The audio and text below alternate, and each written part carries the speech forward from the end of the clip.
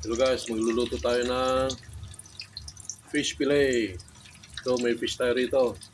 Lagyan natin sa harina. At ilagay natin sa itlog. Ilagay rin natin sa breadcrumbs. Yan. Ilagay na natin dito sa mantika na mainit. Yan.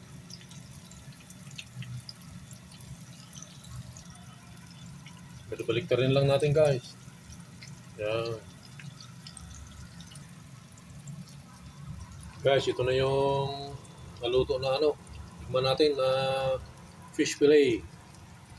Para sa inyo ang unang subo.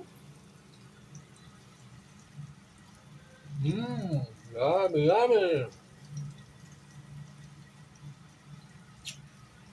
Pwedeng pampulutan, pwedeng pangulam. Kampiyon!